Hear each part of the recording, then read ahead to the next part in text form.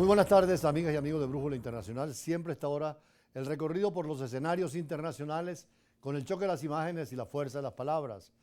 Las victorias, quien trata de hacer carrera política o militar, siempre tratan de que se triunfe en cualquier combate o cualquier batalla, pero hay que darse cuenta cuando no se puede aceptar la derrota dignamente.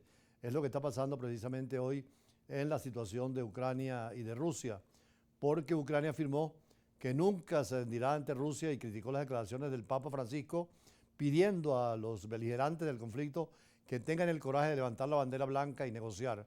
Se habla en el derecho internacional humanitario de la bandera blanca porque es el fin de hostilidades.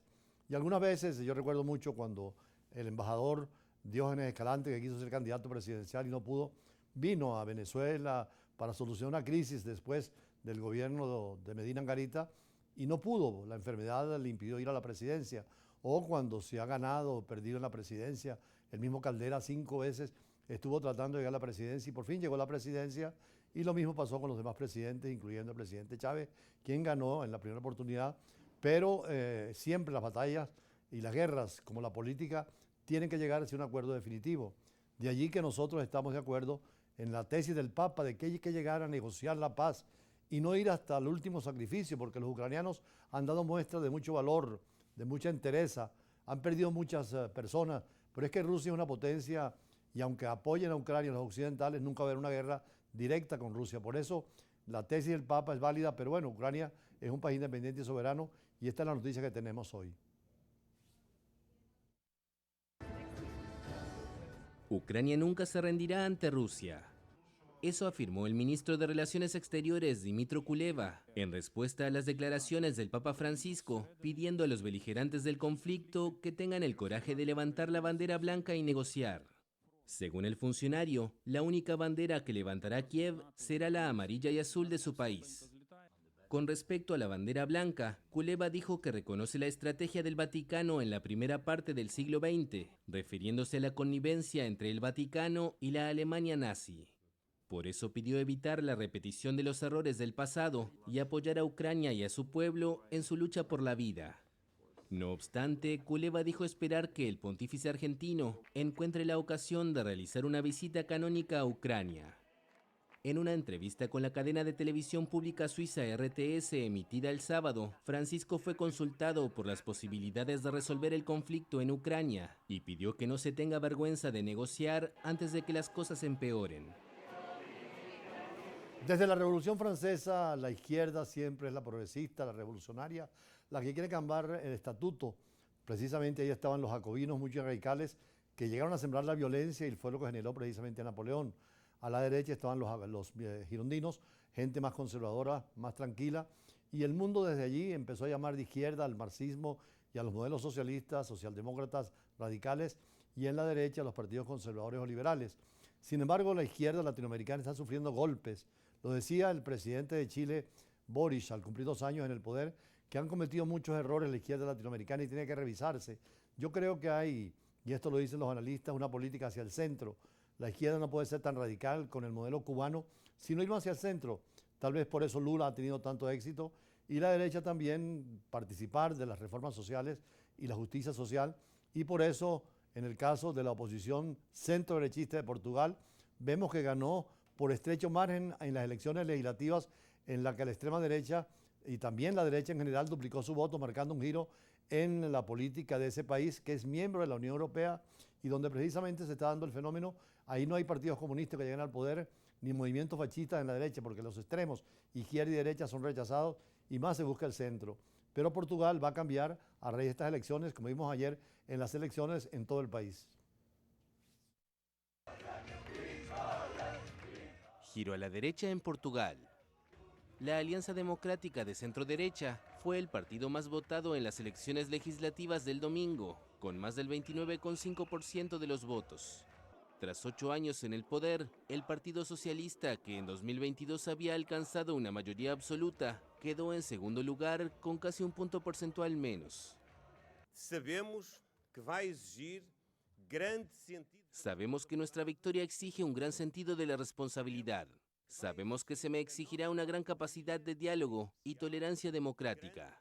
Pero en nombre del respeto a la voluntad del pueblo portugués libre, debemos dar al país nuevas políticas y aplicar el programa que ha sido elegido hoy. Nós temos de dar ao país novas políticas e cumprir o programa, a base do programa que foi hoje sufragado. De todas formas, los resultados no permiten a la Alianza Democrática formar una mayoría absoluta.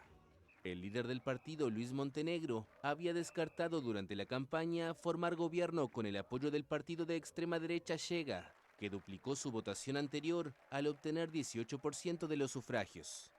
Começando já pelo fim, Hice 2 compromisos durante la campaña electoral y naturalmente mantendré mi palabra. naturalmente que cumprirei a minha palavra. Portugal era uno de los pocos países en Europa liderados por la izquierda, cuando en noviembre el primer ministro saliente Antonio Costa dimitió tras ser citado en una investigación por tráfico de influencias. El resultado mantiene al populista Chega como la tercera fuerza política del país y confirma que la extrema derecha está en auge en todo el continente europeo, como ya se vio en Italia y en Países Bajos. Diálogo y tolerancia, dos imperativos que ojalá tomaran en Venezuela también y en América Latina los candidatos que aspiran a la presidencia de la República. Es necesario el diálogo, la tolerancia, aceptar el derecho de todos, la participación de todos y un mensaje de paz, de armonía. Al fin y al cabo, un país, una nación es una comunidad de intereses que debe manifestarse y de estar juntos.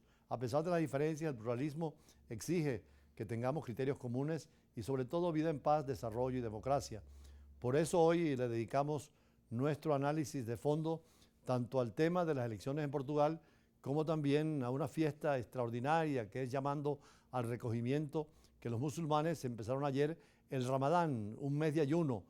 No comen desde la mañana en la primera salida del sol en la aurora hasta la noche cuando se oculta el sol, y es testimonio de uno de los 5 pilares del Islam junto con la vieja la Meca de los hombres que tienen mayor edad o la limosna obligada a dar el 10%, pero también el proclamar a Dios permanentemente, que son mandatos que siempre a los musulmanes les exigen, y por supuesto el Ramadán es uno de los más importantes. Después de esto, las entrevistas de siempre en el campo del derecho y las relaciones internacionales.